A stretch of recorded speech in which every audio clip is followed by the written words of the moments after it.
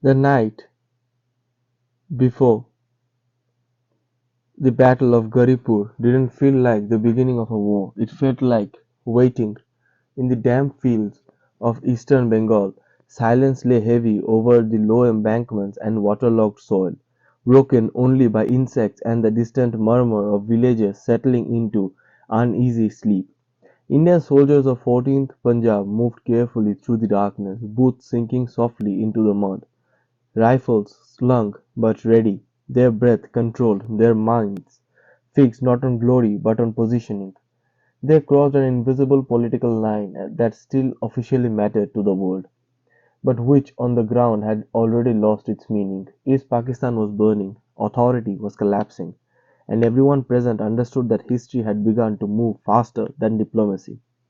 Garipur itself was an unremarkable place, a small village near the border surrounded by flat farmland, canals, and a narrow dirt road leading ashore. But geography, not appearance, give locations their weight in war. Garipur sat astride the southwestern access into East Pakistan, a corridor that directly led to Jashore cantonment and its airfield. For the Pakistani army, Jashore was a pillar holding up the entire region.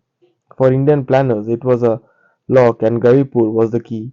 If the lock could be cracked early, the door to southwest would swing open and everything beyond it would begin to fall. By November 1971, the situation in East Pakistan was already irreparable.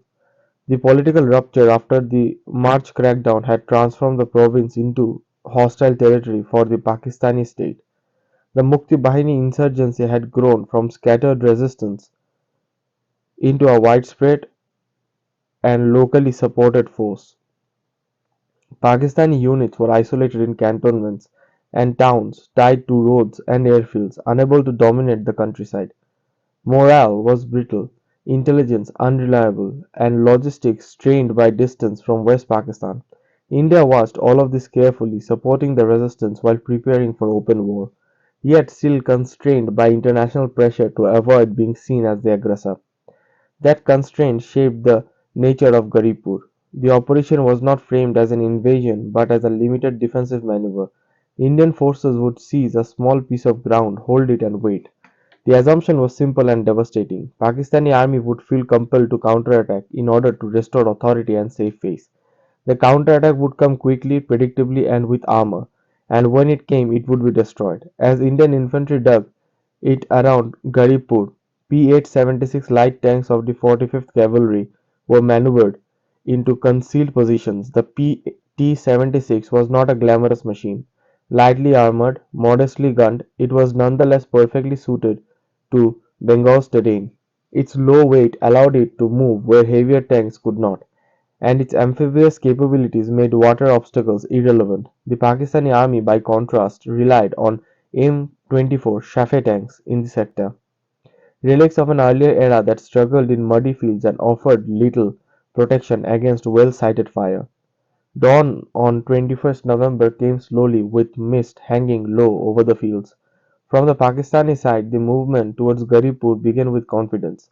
This was in their assessment a local intrusion by Indian forces, not the opening of a campaign. Orders were issued to clear the village and push the Indians back across the border. Pakistani armor rolled forward with infantry support, advancing into open ground that seemed to offer little resistance. What followed was not a battle in the cinematic sense, but an execution of preparation. Indian tanks opened fire from concealed positions, infantry weapons joined in. Precision, precise, and disciplined. Pakistani Shafis began to burn where they stood, hit before their crews could even fully identify the source of fire. Attempts to maneuver failed as vehicles bogged down to expose themselves to further fire. Within minutes, the attack lost coherence. Within an hour, it had collapsed entirely. By the time the smoke began to thin, 11 Pakistani tanks were destroyed or captured. Infantry units retreated in confusion, leaving behind equipment and the wounded. The myth of control shattered as decisively as the armor itself. For Indian soldiers, holding Garipur was no triumphal shouting, no sense of climax. There was only quiet certainty that something irreversible had occurred. The battle didn't end there. In an effort to reassert dominance and punish what was now clearly an Indian position, the Pakistani Air Force intervened. Fighter aircraft crossed into the area, searching for targets and signaling escalations. The response was immediate. Indian Air Force's Gnats from the 22nd Squadron rose to meet them in what would have become the famous Boyra Dogfight. In the clear skies above the fields, three Pakistani F-86 Sabres were shot down. Two pilots were captured alive. The engagement was brief, brutal, and unequivocal. With the aerial defeat, ambiguity vanished. Pakistan had lost tanks on the ground and aircraft in the air. Evidence was now in Indian hands. Pilots and wreckage could not be explained away. The international community would debate legality and intent, but the military reality was settled. India had seized initiative. The psychological impact of Garipur far exceeded the physical scale. Pakistani commanders in East Pakistan were forced to confront the possibility that their forces could not even defend forward positions, let alone mount offensive actions. Jashore, once a strong point, now appeared exposed.